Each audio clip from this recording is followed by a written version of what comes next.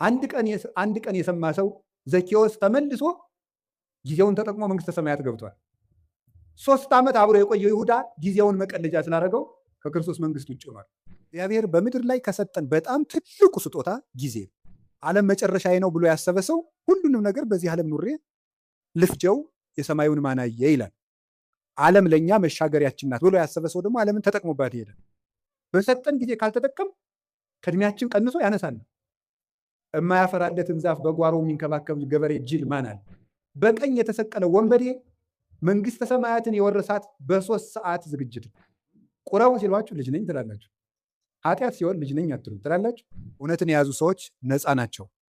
ነፃ አእምሮ ያላቸው ሰዎች ደግሞ ከህሊና ዕዳ ሸክም የተለዩ ናቸው። ክርስቲያንነት ማለት በትክክል መኖር ነው። በዚህ ዓለም ላይ ብዙ ሰዎች የሚቸገሩበት ምክንያት ደስታን ፍለጋ ነው። ደስታ ደግሞ ከመስራት የሚመጣ ነው እንጂ ከማረፍ የሚመጣ ነው። ደስ እንዲላችሁ ከፈለጓችሁ እጃችሁ ላይ ያለውን እግዚአብሔር የሰጣችሁን ጸጋ ማስተዋል። በስመ አብ ወወልድ ወመንፈስ ቅዱስ አሐዱ አምላክ። በስመ አብ ወወልድ ወመንፈስ ቅዱስ አሐዱ አምላክ። በስመ አብ ወወልድ ወመንፈስ ቅዱስ አሐዱ አምላክ። ይትባረክ እግዚአብሔር አምላከ አበዊነ ቅዱሳን ዘሰብአ ምሕረቶ ላዕሌነ። ይቅርታውን ቸርነቱን ምሕረቱን በእኛ ላይ ያጸና ቅድመ ዓለም የነበረ ይህንን ዓለም በቃሊነቱ የፈጠረ ትንኝንም እንኳ ሳይዘነጋ ይመግብ ስጋችን ለብሶ ዓለምን ያዳነ ዓለምን አሳልፎ የሚኖር ጌታችን መድኃኒታችን ኢየሱስ ክርስቶስ ላደረገልን ለቸርነት ስራ ሁሉ ከባህሪ አባቱ ከአብ ከባህሪ ሕይወቱ ከመንፈስ ቅዱስ ጋር አንድ ለምትወድ መንግስቱ ክብር ምስጋና ይግባው።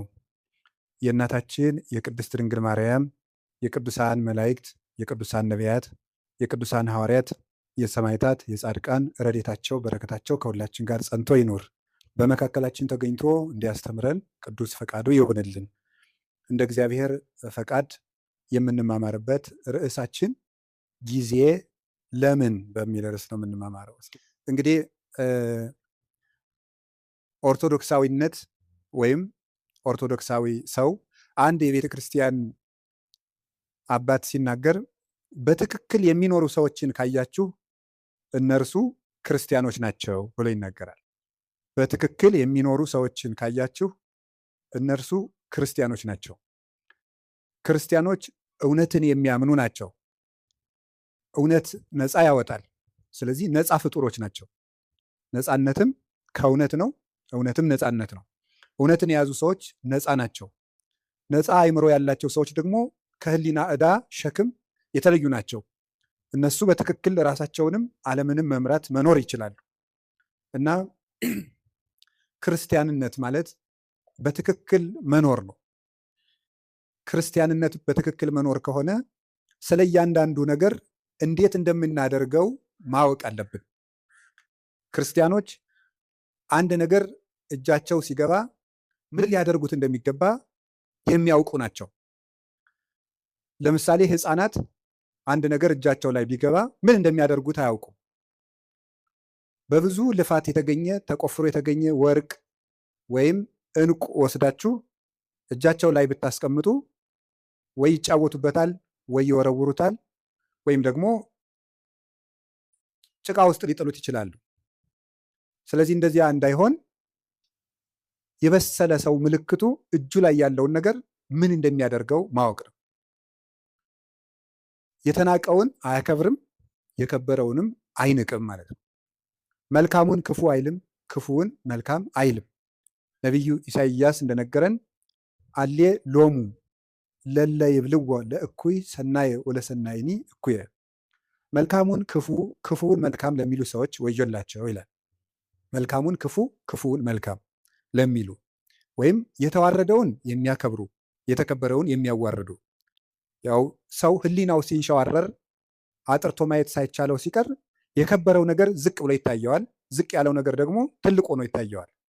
ስለዚህ የታነቀውን እያደነቀ ድንቅ የሆነውን ደግሞ እየናቀ ከሱም እየራቀ ይቀጥላል። እና ክርስቲያኖች ለሁሉም ነገር ቁመናም እውነትም ምልከታም ሊኖረን ይገባል። አንዱ ልናውቀው ስትኖሩ ሰውነት ለእኔ ምንድን ነው ማለት አለብን። ዓለም ለእኔ ምንድን ናት? ለምሳሌ ለሌሎች ሰዎች ዓለም መጨረሻቸው ናት። ዓለም መጨረሻዬ ነው ብሎ ያሰበ ሰው ሁሉንም ነገር በዚህ ዓለም ኑሬ ልፍጀው የሰማዩን ማናየ ይላል። ዓለም ለእኛ መሻገሪያችን ናት ብሎ ያሰበ ሰው ደግሞ ዓለምን ተጠቅሞባት ይሄዳል። ገንዘብ ለእኔ ምንድን ነው ማለት አለብን። ሰው ለእኔ ምንድን ነው? መቼስ ሰው እንስሳ ነው ብሎ ያሰበ ሰው ለሰው ክብር ይኖረዋል ብለን ማሰብ አንችልም። እንደዚህ ያለ ሰው ደግሞ ሰው እንስሳ ነው ብሎ መነሻ ያደረገ ሰው የሰው መወለድም አይደንቀው መሞትም አይደንቀው። ሞተ ሲባልም እንደ ቀላል ነገር ዕቃ እንደተሰበረ ያልፈዋል ማለት ነው። እና ነገሮችን የምንወድቅባቸውም የምንሻገርባቸው ምክንያት ለነገሮቹ ካለን አተያይ የሚመነጭ ነው። እና ትምህርት የሚያስፈልገው ኦርቶዶክሳዊ እይታ እንዲኖረን ነው፣ የጠራ አይን እንዲኖረን ነው። ዛሬ በዚህ ርዕስ በዚህ ቦታ እንድንማማር የፈለግኩት ጊዜ ለኦርቶዶክሳውያን ምንድን ነው የሚለው ነው። ለኦርቶዶክሳውያን ለእኛ ለክርስቲያኖች ጊዜ ምንድን ነው ነው ጊዜ እንዴት ነው? እግዚአብሔር በምድር ላይ ከሰጠን በጣም ትልቁ ስጦታ ጊዜ ነው። እግዚአብሔር የሰጠን ማንም ሊሰጠን የማይችለው እግዚአብሔር የሰጠን እድል ጊዜ ነው። እንደው ይገርማችኋል፣ ግን ሰው ይህንን ትኩረት ሰጥቶት አያውቅም። ሀብት የማይመስሉ ብዙ ነገሮች አሉ የማናስተውላቸው። ለምሳሌ እንደው የገጠሩ ሰውም ይተርታል። ጤና ሀብት አይመስልም ይላል፣ ውሃ ገንዘብ አይመስልም ይላል። የጤና ሀብትነት ለሰው አይረዳውም። ብዙ ጊዜ የውሃ ሀብትነት አይረዳውም። የአየር የኦክስጅን ሀብትነት አንረዳውም። ኦክስጅንን ሰዎች የሚያዙበት ቢሆን ኑሮ ለስንት ቀን መቆየት እንደምትችሉ አስባቸዋል? ኦክስጅን በሆኑ ሰዎች እጅ ቢሆን ኑሮ ሁላችን ገለውን አናድርም ብላችሁ ነው? እነዚያ ሰዎች እነገሌ ናቸው እንዳትሉ ወስዳችሁ አታነካኩ ነው ያልኩኝ። በሰዎች እጅ ቢሆን ኑሮ ነው ያልኩት። በሰው እጅ ቢሆን ኑሮ አየር ስንት ቀን የምንሰነብተው? ዛሬን ራሱ ማደር እንችላለን? እንችልም። የአካል ክፍሎቻችንን ስጦታነት አስተውለን አናውቅም። እግዚአብሔር የሰጠንን ነገር ሰዎች ሊያደርጉልን የማይችሉ እንዲሁ እግዚአብሔር ምናደርገልኝ እንላለን እንጂ እግዚአብሔር አንድ ቀን ጣፊያን ራሱ ስራ እንድታቆም ቢያደርጋት መኖር እንችላለን? እንችላለን? በሰውነታችን ያለውን የጨው መጠን ማን ሊያጣራው ይችላል? ስለዚህ እንሞታለን ማለት ነው። ፊኛ ስራ ብታቆም መኖር ይቻላል? ይቻላል? እስኪ ንገሩኝ። ሌላ የባሰ ነገር ሰው የሚጸዳዳበት የአካል ክፍል ቢዘጋ መኖር ትችላላችሁ? ይቻላል? አይቻልም። እግዚአብሔር የሰጠን የአካል ስጦታ ማንኛውም ሰው የከበረ ሰው እንኳን ከብሮ የሚውለው እኮ መጸዳዳት ስለቻለ የከበረ ሰው እንኳን ቢሆን እና እግዚአብሔር እንዴት አድርጎ ስጦታ እንደሰጠን ማስተዋል አለበት። ደስ እንዲላችሁ ከፈለጓችሁ እጃችሁ ላይ ያለውን እግዚአብሔር የሰጣችሁን ጸጋ ማስተዋል። የሌለንን እየቆጠርን ከምናዝን ያለንን እያየን መደሰት ነው። ደስታ ከውጭ አይመጣም፣ ከህሊናችን ነው የሚመጣው። አንዱ የምናባክነው በጣም እያባከን ነው ያልነው ነገር አካላችን፣ አይምሯችን። እሱም በሌላ ጊዜ ትማሩታላችሁ። እንዴት አድርገን እግዚአብሔር የሰጠንን አካል እያባከን ነው እንደሆነ ትማሩታላችሁ። እኔ ግን ዛሬ መናገር የፈለግኩት ስለ ጊዜ ነው። እግዚአብሔር ጊዜ ሰጥቶናል። ጊዜ በእግዚአብሔር ዘንድ ምንድን ነው? ጊዜ ፍጡር ነው፣ እንደምታውቁት መለኪያ ነው። እግዚአብሔር ያለ ጊዜ ነው የኖረው። ዘመን ሳይፈጠር እግዚአብሔር ነበረ። ጊዜ ፍጡር ነው። በቤተ ክርስቲያን አስተምሮ የመጀመሪያ ሰዓት ትባላለች። ቁጥር የተጀመረው መጋቢት 29 ቀን ነው። መጋቢት 29 እና መጋቢት 30 ሚያዝያ 1 በሊቃውንት አነጋገር ዕለተ ጠቢባን ይባላሉ። ጠቢባን ሥላሴ አንድ ሳይሉ 29 ብለው ስለጀመሩ ነው። እንዲህ ያለው ነገር ለማያምን ሰው አይረዳም። ቅዱስ ጳውሎስ አንደኛ ቆሮንቶስ ምዕራፍ 2 ላይ ሲናገር መንፈሳዊ ነገር ለስጋዊ ሰው ሞኝነት ይመስለዋል ይላል። በስጋዊ አይን አይመረመርምና ለብእሲሰ መንፈሳዊ ሁሉ ይተሐሰሶ፣ መንፈሳዊ ሰው ግን ሁሉን ይመረምራል። ወሎቱስ አልቦ ዘይተሐሰሶ፣ እርሱም ግን የሚመረምረው የለም ይላል። እና ስጋዊ ነገር ያለው ሰው አንድ ሳይባል 29 የማይመስል ነገር ነው ይላል። ሃይማኖት ምንጊዜም ለስጋ የማይመስል ነገር ነው። የምናወጋው የመንፈስ ነገር ስለሆነ የመንፈስ ነገር በስጋ ነገር ሊለካ አይቻልም። መቼስ አሁን ነፋስን በሜትር አንለካው፣ ለሁሉም ነገር መለኪያ አለው። ውሃን በኪሎ ሜትር አንለካው፣ የራሱ መለኪያ አለው። ለራሱ ነገር ለሁሉም ነገር መለኪያ አለው። ከፍታም መለኪያ አለው፣ ዝቅታም መለኪያ አለው፣ ረቂቅ ነገር መለኪያ አለው፣ ፈሳሽ ነገር መለኪያ አለው፣ ጠጣርም መለኪያ አለው። እንዲሁ መንፈሳዊ ነገርም የራሱ መለኪያ አለው። ውሃውን በሜትር ጤፉን ደግሞ በሊትር መቼስ ልለካው አይባል። መለኪያ አለው። የነፍስም ነገር የራሱ መለኪያ የራሱ ዩኒት ስታንዳርድ አለው። ስለዚህ የነፍስን ነገር የምንረዳው እግዚአብሔርን በመፍራት ነው። እግዚአብሔር ጊዜን ሳይፈጥር ነበረ፣ ጊዜን ፈጠረ። የመጀመሪያዋ ሰዓት መጋቢት 29 ቀን ፈጠረ። ጊዜ በጊዜ ምን እንደተደረገ አስተውሉ። በጊዜ ከተደረጉ ነገሮች አንዱ እግዚአብሔር በጊዜ ይሄንን ዓለም ፈጥሮታል። ይሄንን ዓለም ፈጠረ። 7 ዕለታትን ፈጠረና አቆመ። 7 ዕለታት በዕብራውያን አነጋገር 7 ቁጥር ፍጹም ቁጥር ተደርጎ ይነገራል። መጽሐፍ ቅዱስ ሲተረጎም ማወቅ ካለብን ነገሮች አንዱ የመጽሐፍ ቅዱስን መነሻ ባህል ነው ማወቅ የሚገባል።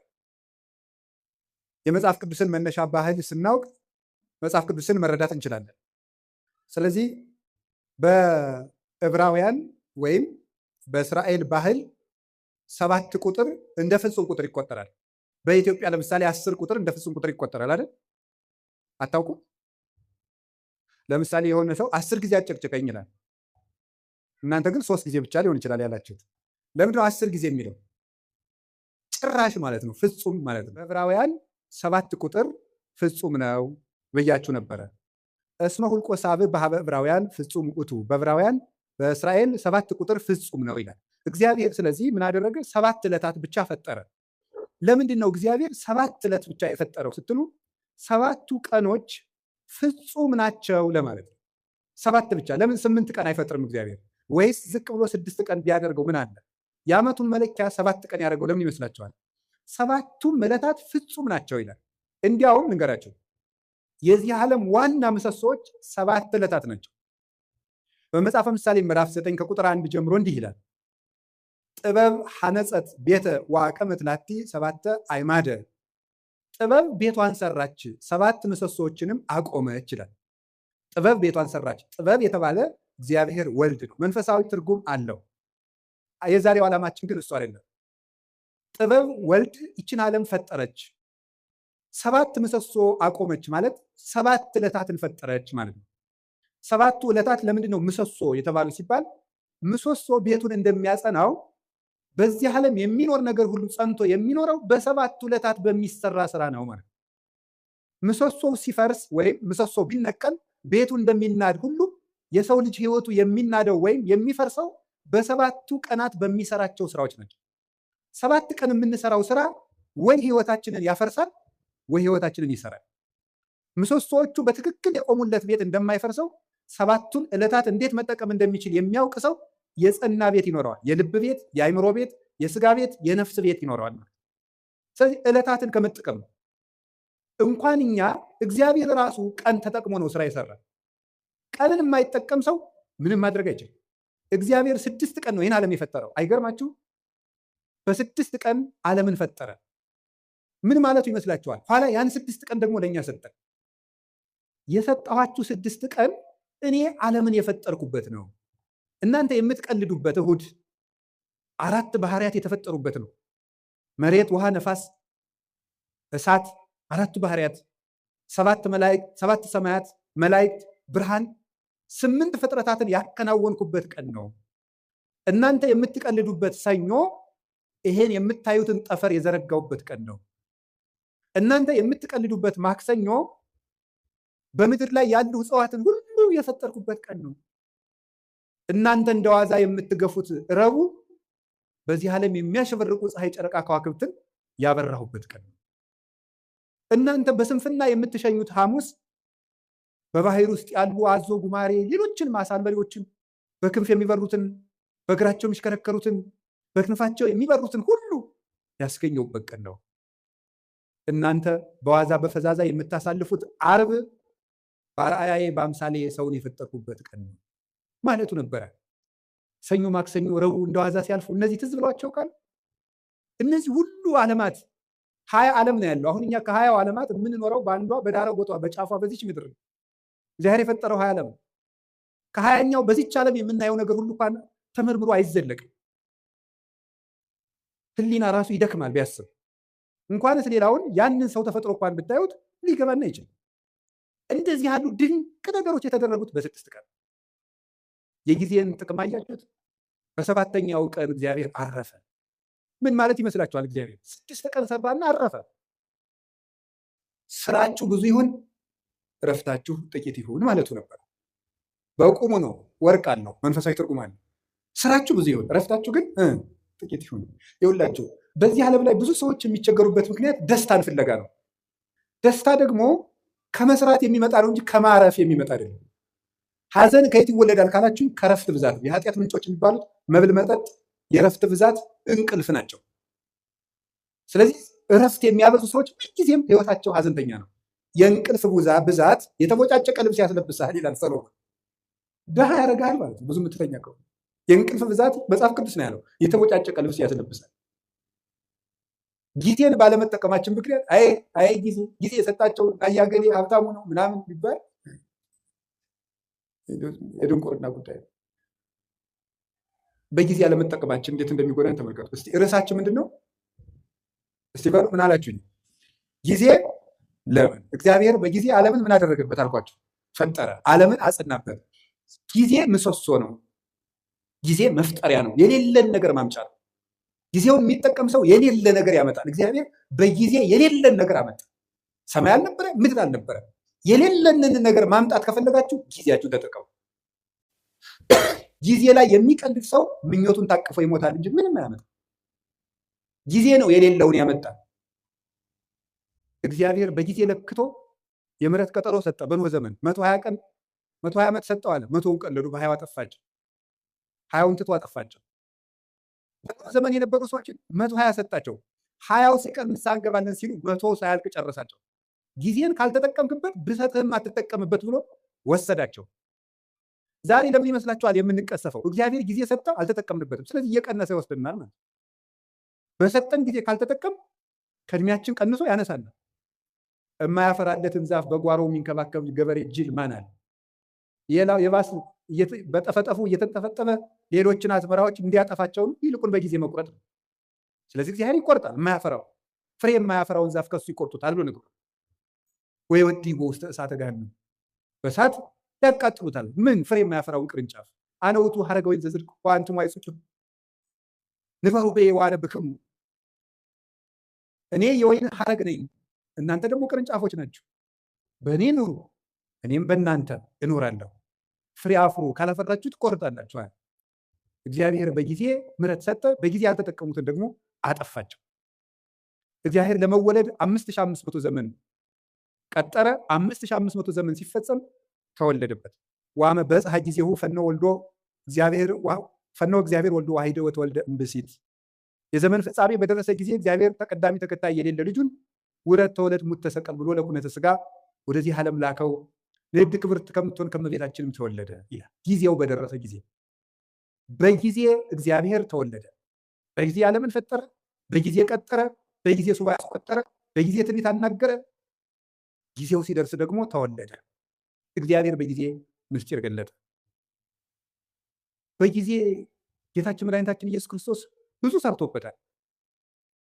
ምስጢርም የሚገለጠው በጊዜ ነው። በጊዜው ተጠመቀ፣ በጊዜው ተወለደ፣ በጊዜው አደገ፣ በጊዜ ጾመ 40 ቀን፣ በጊዜ አስተማረ 3 ዓመት ከ3 ወር፣ በጊዜ ምስጢሩን ገለጠ። በደብረ ታቦር እንኳን ብርሃን ከገለጠላቸው ማለት እንዳትናገሩ እስካሜ ይትፌጸም በጊዜው፣ ጊዜው እስኪደርስ ድረስ በትንሣኤ ልቡናችሁ ቀንቶላችሁ ምስጢር ተከናውኖላችሁ በሀብተ መንፈስ ቅዱስ ተሰጥታችሁ እስክትናገሩት ድረስ ቆዩ አላቸው። በጊዜ የሚነገር አለ፣ በጊዜ የማይነገር አለ። ወቤ ብዙ ነገር ዛነ ነግረክሙ፣ የምነግራችሁ ብዙ ነገር ነበረኝ። ወባሕቱ ኢትክሉ ይእዜ ጸዊሮቶ፣ ነገር ግን ዛሬ ልትሸከሙት አትችሉም። በጊዜው ነግራችኋለሁ። በጊዜ የሚነገር አለ።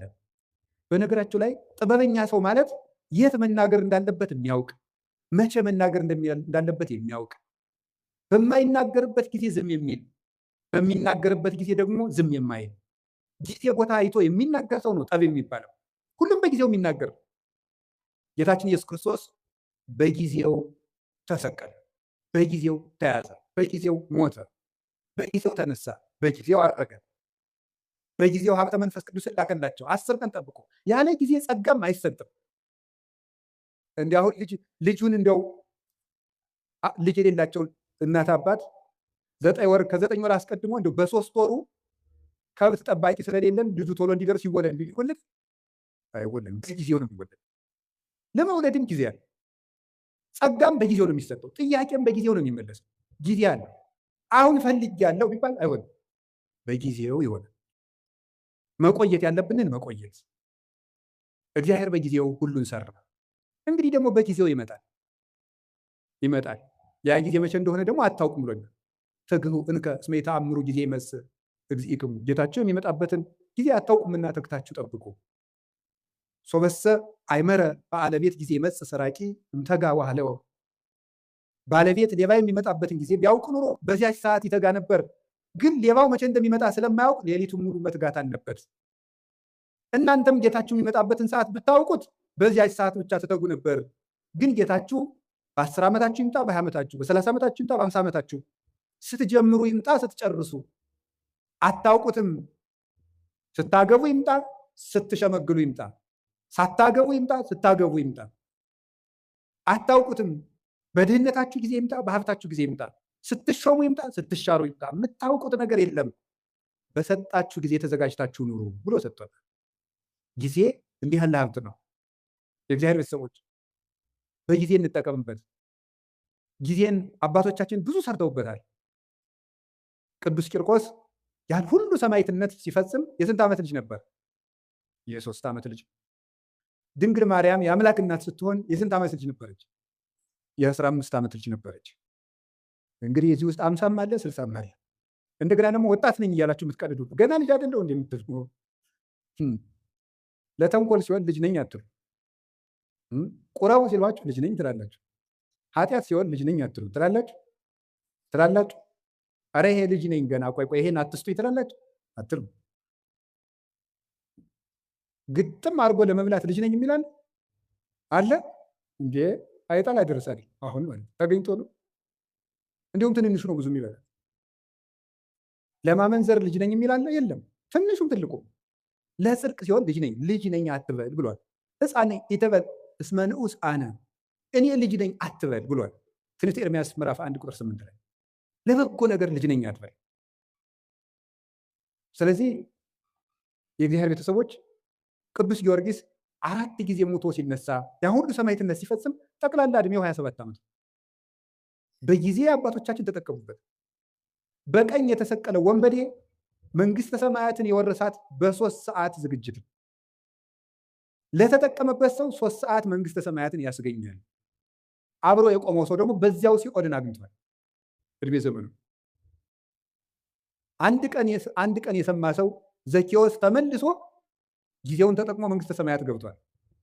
3 ዓመት አብሮ የቆየው ይሁዳ ጊዜውን መቀለጃ ስላደረገው ከክርስቶስ መንግስት ውጭ ሆኗል። በጊዜ የሚቀልድ ሰው ይሁዳ ጊዜውን እንደ ድል መጠቀም ሲገባው መተናኮያ ያደረገው ምን አደረገ መስላችሁ? ክርስቶስን እኔ እሸጠዋለሁ አለ። እሸጥና እሱ እንደለመደ በታምራቱ ያመልጣል። ከዚያ በኋላ ደግሞ እኔ መመልሼ ገንዘቤን በልቼ መምህር የብዬ ከእሱ ጋር ታሪክ ይቀጥላለሁ አለ። ጊዜው ግን መሽቶ ነበር። ክርስቶስ ተያዘ። ደርሷላ። ሲሰርቅ የነበረበት ጊዜ አለቀ። በቃ አለ። እግዚአብሔር መቅረዚቱን አጠፋት። ከዚያስ ምን አደረገ ደግሞ? ጌታ ከማረጉ በፊት ሞቱ በፊት እኔ ተቀድሜ ሙቼ ሲኦል ቆየዋለሁ፣ ነፍሳትን ሲያወጣ ያወጣኛል አለ። አይ ይሁዳ አልፏል። እሱ ምን አደረገ ጌታ? የለም ይሁዳ ዛሬም አትሞትም ብሎ ግንባሩ ተፈጥፍጦ ቆይ፣ ሆዱ ተዘርግፎ ቆይ። ከዛ ምን አደረገ ጌታ? ሲያርግ አንተ ያሰቀልከው ሰው አረጋ እኔን ሳያወጣኝ ብሎ ደንግጦ እወጣለሁ ሲል ከመቃኑ ላይ ከደጃፍ ወይም ከበሩ ላይ ግንባሩ ተፈጥፍጦ ሞተ።